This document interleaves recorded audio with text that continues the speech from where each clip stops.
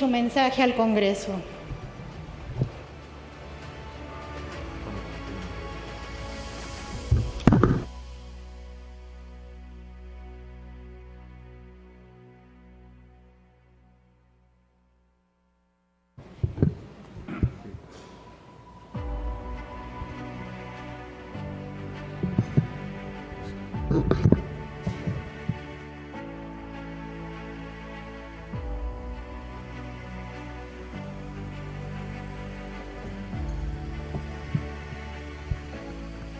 Señora Presidenta del Congreso, señor Presidente del Poder Judicial, señor Arzobispo y Primado del Perú, señores Vicepresidentes del Congreso de la República, señor Presidente de la Junta Nacional de Justicia, señor Defensor del Pueblo, señor Jefe de la Oficina Nacional de Procesos Electorales, señora Jefa Nacional del RENIEC, señor Contralor General de la República, señores parlamentarios andinos, señor Alcalde de Lima, señor Jefe del Comando Conjunto de las Fuerzas Armadas del Perú, señores Comandantes Generales de los Institutos de las Fuerzas Armadas, señor Decano del Cuerpo Diplomático, señoras y señoras congresistas, ciudadanos y ciudadanas todas. Agradezco al Congreso, agradezco a la ciudadanía por esta alta designación, pero este agradecimiento es también un compromiso. Sean mis primeras palabras para recordar a los jóvenes ciudadanos Jack Bryan Pintado Sánchez y Jordán Inti Sotelo Camargo, lamentablemente fallecidos durante las últimas jornadas, que expresaron y vieron la movilización ciudadana realizada en ejercicio legítimo del derecho fundamental a la protesta. Agradezco a sus familiares, agradezco la presencia de ustedes aquí y también la presencia de la señora Verónica, madre de John Cordero, quien está en este momento tratando de recuperarse de las graves heridas que recibió. No podemos devolver la vida a estos jóvenes, pero sí podemos evitar que vuelva a suceder. Podemos, además, apoyar decididamente a los heridos, algunos de ellos de gravedad. En nombre del Estado, les pido perdón a sus familiares y a ellos, y a todos los jóvenes que marcharon por defender la democracia y que nos hicieron recordar a muchos que tenemos años ya de la importancia que tiene la vocación de servicio. En el Perú y en el mundo entero estamos viviendo tiempos de incertidumbre, de inconsistencias, de contradicciones, de amenazas y de miedos, de rencores y de resentimientos. En este cambio de época que nos ha tocado vivir a todos nosotros, es difícil orientarse y encontrar un rumbo en medio de la turbulencia y la catástrofe acelerada que es esta pandemia, que en pocos meses nos trastornó la vida en todo el mundo, y de la catástrofe en cámara lenta, pero no tan lenta ahora, la catástrofe del cambio climático, que también amenaza en modificar radicalmente los cimientos de nuestra civilización. En estos momentos de crisis sin precedentes y agudizados por estas catástrofes y por los problemas que tiene nuestro país, los problemas económicos, de salud, sociales y de seguridad, es fundamental, es absolutamente necesario mantener la calma, la tranquilidad y la ecuanimidad. Pero no confundamos esto, por favor, con pasividad, con conformismo o con resignación. Por el contrario, Tomemos estos tiempos turbulentos como un llamado a la acción, al compromiso de todos nosotros, peruanas y peruanas, de buena voluntad para cambiar esta situación y salir de la crisis.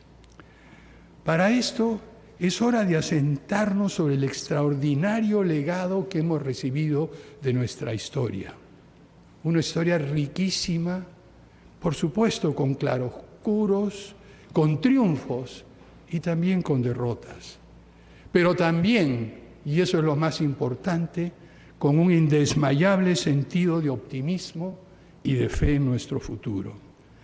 Es este sentido de optimismo el que nos ha permitido superar catástrofes que hemos vivido anteriormente, días aciagos en nuestra historia, violencia insensata y excesos que hemos y estamos pagando muy caro en términos de oportunidades perdidas. Pero mirémonos a nosotros mismos. Empecemos reconociendo que con muy honrosas excepciones, durante los últimos años, nuestra clase política, es decir, muchos de los que estamos aquí, entre otros, entre muchos otros, no hemos estado a la altura de los grandes desafíos que hemos y estamos enfrentando. No hemos sabido escuchar y responder a las legítimas aspiraciones de la gran mayoría de peruanos y peruanas, a demandas de reconocimiento y de dignidad, de igualdad de trato y de oportunidades para todas y todas, de caminos hacia el progreso para todo el país. Debemos, queridos compañeros congresistas, remediar esto con un sentido de urgencia, dejando de lado los rencores y los resentimientos, aceptando que es indispensable trabajar juntos y reconociendo que solo con humildad y generosidad podremos reiniciar nuestra travesía por un camino que intuyeron los próceres de la independencia.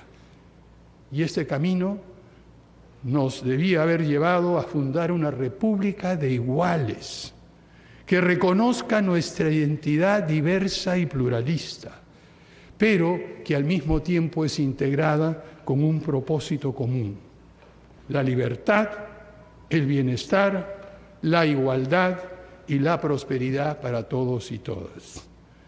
Es hora de empezar a tomar en serio, a pocos meses del bicentenario de nuestra independencia, la promesa de la vida peruana que nos hablaba el maestro Jorge Basadre. Es hora de cumplir la promesa de la vida republicana que hemos defraudado durante 200 años. Durante los últimos años y sobre todo en el último quinquenio, la política ha sido muy destructiva y muchas veces los diversos actores no hemos actuado como contendores, como rivales, sino como enemigos irreconciliables. Los hechos ocurridos durante los últimos días nos los han puesto en evidencia una vez más. Pero la política no tiene ni debe ser así. La política democrática, el ejercicio de la vida política debe responder al esfuerzo de encontrar consensos o caminos compartidos, empezando esta búsqueda, iniciándolo desde diferentes puntos de diferentes lugares, pero al final llegando a un acuerdo operativo, práctico, acerca de lo que es mejor para el bienestar de toda la ciudadanía y de la República. En este sentido, debemos recordar que los mecanismos de control político que son necesarios en todo régimen constitucional y democrático no deben afectar la estabilidad del país ni sumirnos en una tras otra crisis política. Esperamos también que el próximo pronunciamiento del Tribunal Constitucional permita poner en la agenda un mejor uso de los pesos y contrapesos entre los poderes del Estado que consagra nuestra Constitución. El bicentenario de la independencia, queridos colegas, queridos ciudadanos, queridas autoridades, debe estar caracterizado por prácticas políticas que nos permitan construir un Perú mejor, un Perú más unido, un Perú con menos rivalidades, con menos problemas, con menos confrontaciones. Un país inclusivo, donde se valoren los talentos y se generen oportunidades para todos. En realidad, esa es la demanda del gran movimiento ciudadano en todos los rincones del país. Movimiento que se ha despertado y alentado, sobre todo por la actitud de los jóvenes que considera, como dije hace unos momentos, que la clase política no ha estado a la altura de lo que se requiere ni se ha comportado conforme a las exigencias del momento actual. Este gran movimiento que hemos visto en todas las regiones de nuestro país, este movimiento le pertenece a los jóvenes, le pertenece a la juventud.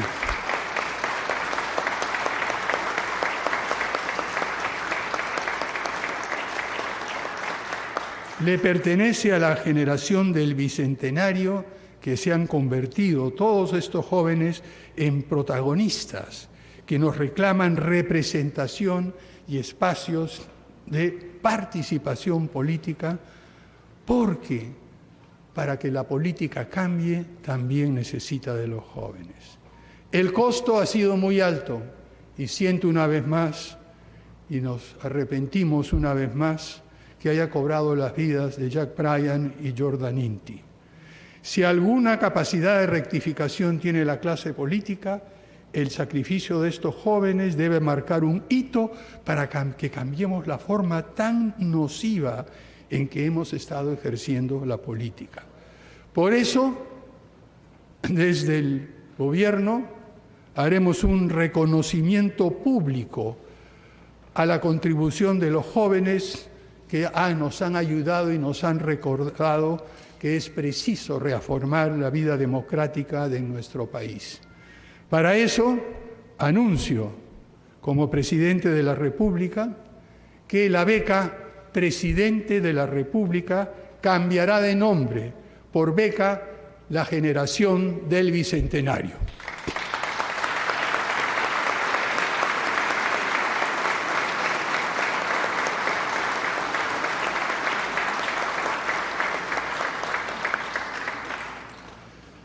Pasando a una confidencia personal, a los 72 años de edad, a la tierna edad de 72 años, decidí conjuntos con otros ciudadanos y ciudadanas participar en la creación de un partido político desde abajo, consciente del esfuerzo que toma hacer esto.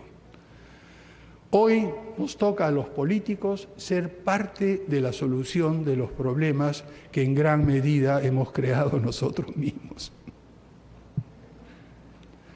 Acerquemos la política a los jóvenes, creemos los espacios, las plataformas para ellos, escuchemos su voz.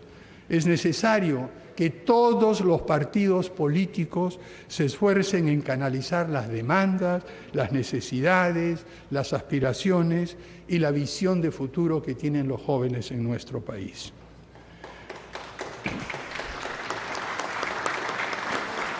Este gobierno de transición, surgido en tan graves circunstancias que vive la patria, no será un gobierno partidista, sino plural, que responda precisamente a la necesidad de que la política sea un punto de encuentro, para que sin renunciar a nuestras perspectivas, a nuestros ideales, a nuestras maneras de ver el mundo, lleguemos a compromisos reales de acción compartida.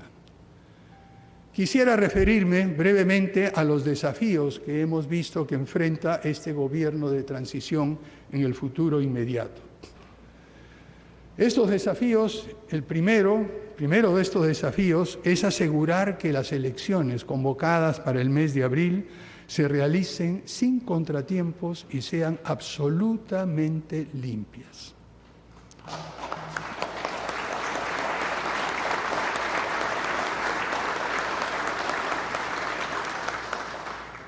Mantendremos desde el Gobierno una actitud de absoluta neutralidad en el proceso electoral en marcha y dotaremos de los recursos necesarios a los organismos electorales para garantizar resultados que reflejen a cabalidad la voluntad ciudadana.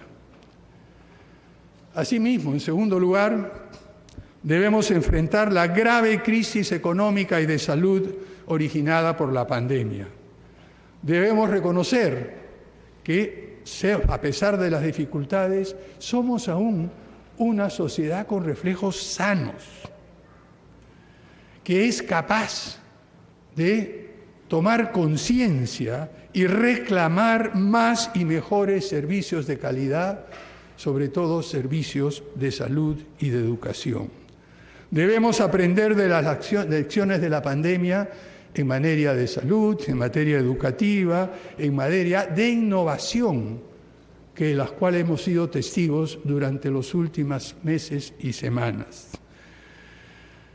Pero para ello es fundamental mantener este esfuerzo, esta contribución que el conocimiento, la ciencia, la tecnología y la innovación en esta época de la cuarta revolución industrial, en esta época de las sociedades del conocimiento, hace y tiene que hacer para mejorar la calidad de vida, mejorar la condición humana en todo el mundo. En este sentido, el Gobierno se compromete a fortalecer la gobernanza y la institucionalidad de las actividades de ciencia, tecnología e innovación en nuestro país, ya que, como dicen los jóvenes en las redes sociales, sin ciencia y tecnología no hay futuro. Actuaremos también en el ámbito de seguridad ciudadana, algo que es extremadamente importante, como nos ha demostrado los últimos sucesos y situaciones. Las primeras acciones serán encontrar a los compatriotas, redoblar esfuerzos para encontrar a los compatriotas que siguen desaparecidos e instigar al Ministerio Público a continuar con las investigaciones y profundizar las investigaciones sobre las acciones violentas que causaron una tragedia. No habrá impunidad. También velaremos por un manejo responsable del presupuesto público que atienda a las prioridades de salud y promueva la reactivación de nuestra economía. Hago un llamado a los empresarios, al sector privado en general, para que se comprometan y apoyen la reactivación económica que tanto necesitamos para devolverles a todos los trabajadores sus maneras de ganarse la vida. Promoveremos el fortalecimiento y la autonomía de instituciones clave, cuyo accionar independiente debe ser protegido de los vaivenes públicos. Además, por supuesto, de la autonomía constitucional que tiene el Banco Central de Reserva, consideramos entre ellas a la Superintendencia Nacional de Educación Superior, la SUNEDU, a la Procuraduría General del Estado,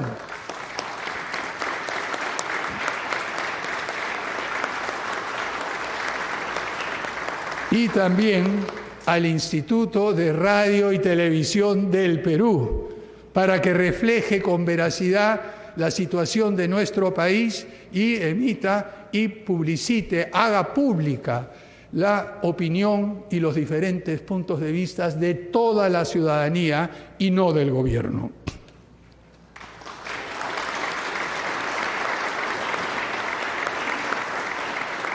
Debemos también seguir trabajando, como ya se ha empezado a hacer desde algún tiempo, para ser un país de igualdad de oportunidades, sobre todo para las mujeres, que representan el 51% de la población peruana, y que debemos buscar y trabajar en la manera de ofrecer igualdad de oportunidades, como ya se ha venido haciendo recientemente en las reglas del proceso electoral. Quisiera compartir la idea que desde el gobierno, además de estos desafíos, tenemos con respecto a las tareas y mencionar solo algunas de ellas.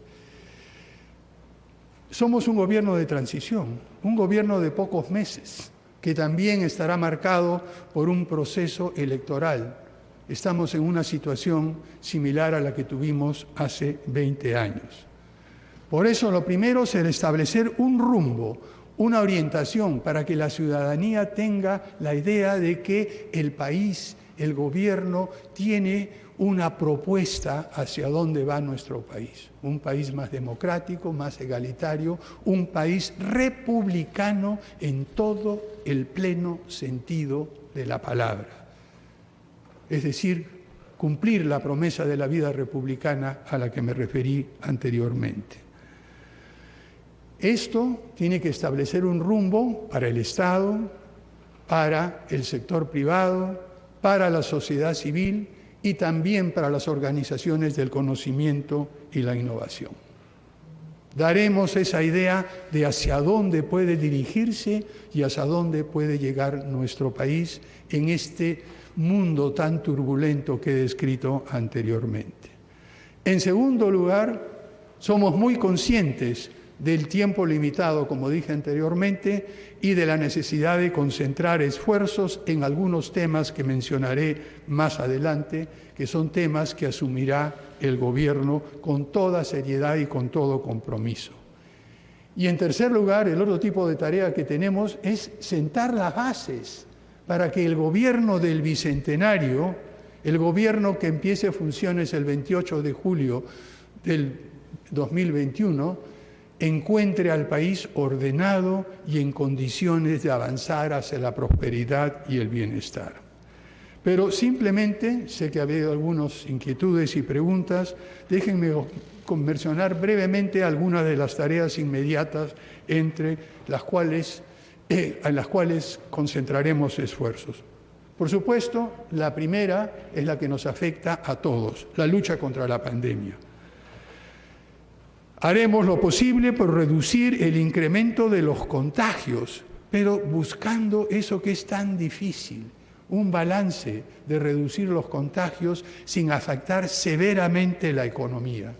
Ya hemos visto lo difícil que resulta eso, pero tenemos la experiencia adquirida y buscamos, sobre la base de esta experiencia, buscar un justo medio, un canal, una forma de poder equilibrar la salud y el bienestar económico. Será muy difícil. Para esto, una de las cosas que tenemos que tomar en cuenta es que es preciso diseñar medidas diferenciadas de acuerdo a la situación de cada región. No nos sirven, ya lo aprendimos, medidas iguales para un país tan diverso como el nuestro, con condiciones tan diferentes en cuanto a la pandemia y sus consecuencias. Pondremos en práctica también medidas de emergencia para ampliar y mejorar la atención de los servicios de salud y para la medicina preventiva y también para... Recuerdo que acá tenemos muchos médicos en nuestro Congreso que han insistido a lo largo del tiempo y queridos colegas médicos, hemos escuchado desde el Congreso muchas veces eso y desde el Ejecutivo pondremos en práctica los consejos, las recomendaciones y las ideas que ustedes nos han hecho llegar muchas veces en debate en este mismo recinto. También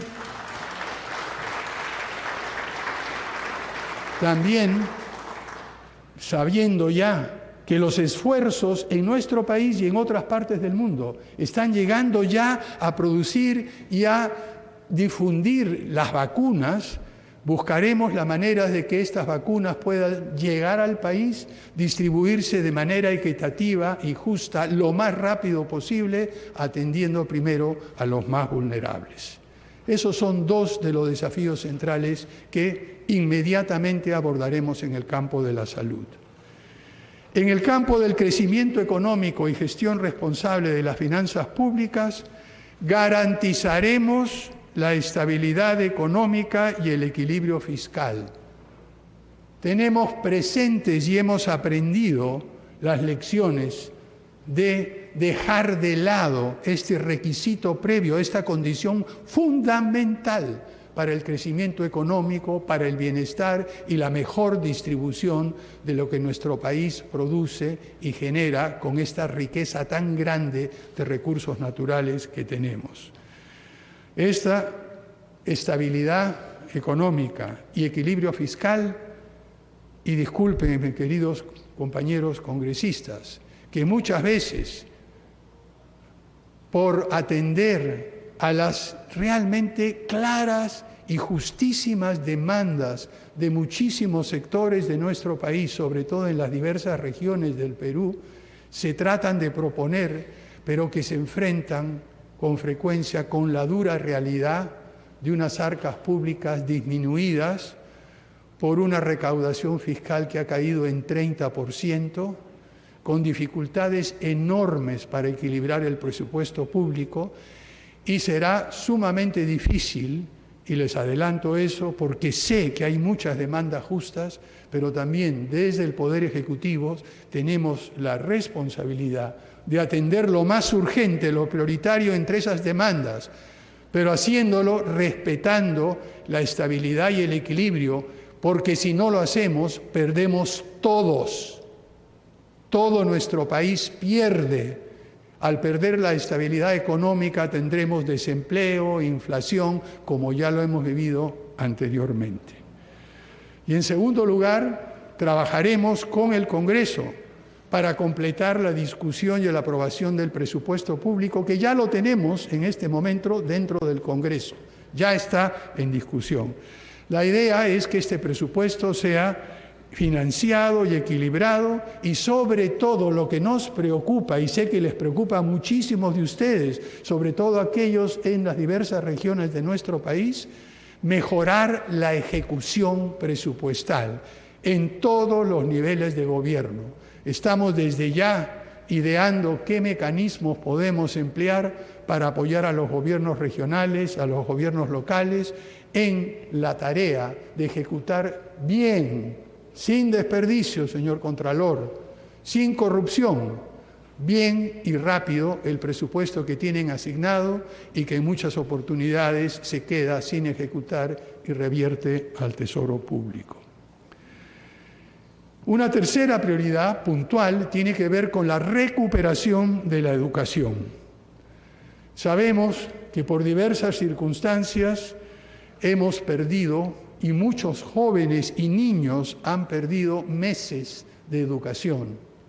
Los han perdido por la interrupción de las clases, por la imposibilidad de las clases presenciales, pero también por las dificultades y problemas encontrados en poner en práctica programas efectivos de educación a distancia. En este sentido, otro compromiso: completaremos el proceso de adquisición, distribución y de equipos informáticos, y también, y eso es lo clave, y aquí lo hemos escuchado en el Congreso y en diferentes comisiones, hemos escuchado que solo el 40% de los hogares en nuestro país tiene acceso a Internet, este recurso esencial para poder tener clases remotas, clases a distancia y poder trabajar con Aprende Perú. Y esta diferencia en las zonas rurales es aún más pronunciada, porque solo un porcentaje menor al 10% de estos hogares tienen acceso a Internet.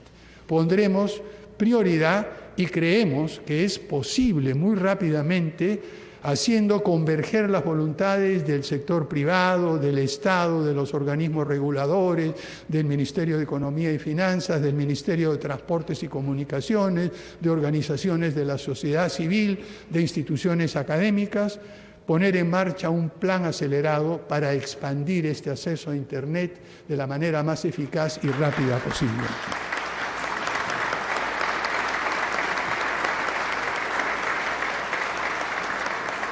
Y una tercera prioridad en la cual este Congreso ha reiterado muchísimas veces su compromiso es el fortalecimiento de la educación superior y el refuerzo de la SUNEDU. En eso ninguno de los congresistas aquí presentes cederemos, y desde el Ejecutivo menos aún.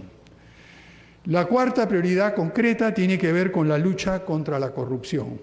Y allí el Poder Ejecutivo no tiene una intervención directa, esas son las instituciones de la Fiscalía, el Poder Judicial, etc. Apoyaremos el trabajo de los equipos de fiscales especializados de la lucha contra la corrupción, venga de donde venga y esté donde esté. Fortaleceremos a la unidad de inteligencia financiera, esa es una iniciativa de muchos de mis antiguos colegas de bancada, para luchar contra el lavado de dinero proveniente de actividades ilícitas. Y desde el Gobierno actuaremos con transparencia total en todas las instancias, con, eso sí, las entendibles excepciones de defensa nacional y orden interno. Trabajaremos en conjunto también con otras instituciones del Estado. Esperamos, y señores congresistas, quisiera decirle, queridos colegas o ex colegas, ya no sé, todavía no me acostumbro a este cambio súbito de condición, que las puertas del Poder Ejecutivo, las puertas del Palacio de Gobiernos están abiertas para todos.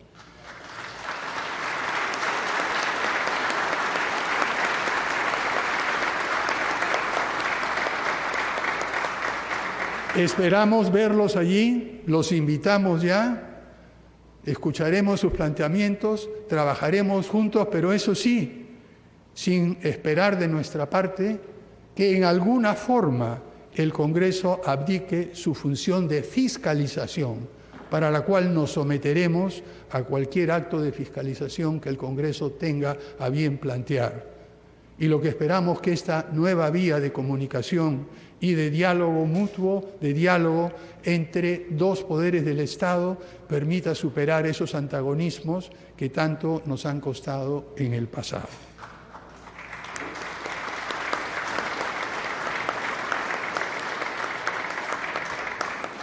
Pero ya terminando, apreciados colegas, apreciadas autoridades, queridos ciudadanos todos que nos están escuchando y viendo,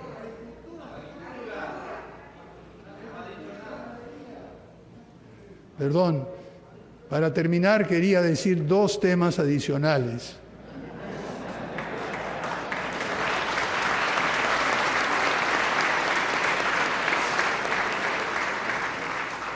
El primero tiene que ver con el objetivo de la agricultura, la alimentación. Y en ese sentido, una de las primeras tareas, siguiendo lo que ha planteado y aprobado el Acuerdo Nacional, que contamos con la grata presencia de su secretario técnico, el distinguido intelectual Máximo Hernández, el Acuerdo Nacional ha aprobado un programa de hambre cero. Y el hambre ahora, como resultado de la crisis, como resultado de la pandemia, es algo que todos debemos combatir. En este sentido, desde ahora lanzamos una invitación a los representantes del Acuerdo Nacional para diseñar conjuntamente con el Gobierno, con el Poder Ejecutivo y con ustedes, queridos congresistas, medidas para implementar este plan hambre cero. Y es ahí donde la agricultura encuentra su prioridad, queridos colegas.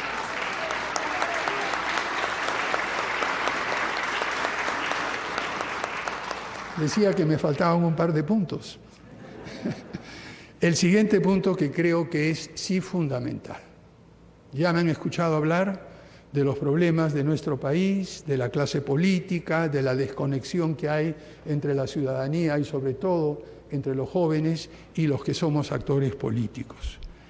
El desafío y la tarea central de nuestro gobierno es devolverle la confianza a la ciudadanía.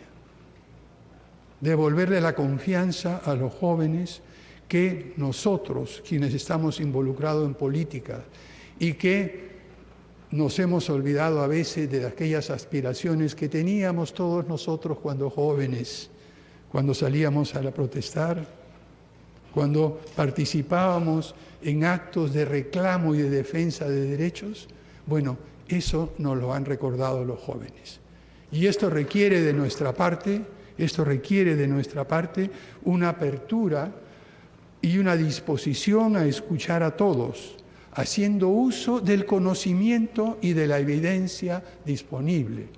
Todos que hemos sido jóvenes, con el paso del tiempo, hemos aprendido que algunas veces estos reclamos no tenían solución fácil. A veces estos reclamos requerían de un enorme esfuerzo cuya magnitud no veíamos cuando salíamos airados. Por lo tanto, es nuestra responsabilidad escucharlos y transmitirles esa experiencia, ese conocimiento, esa evidencia y encauzar sus aspiraciones, sus deseos y su punto de vista por un camino positivo, un camino que les permita resolver los problemas inmediatos que están reclamando por solución y que nosotros tenemos la responsabilidad como autoridades, como Congreso, como Gobierno, en responder.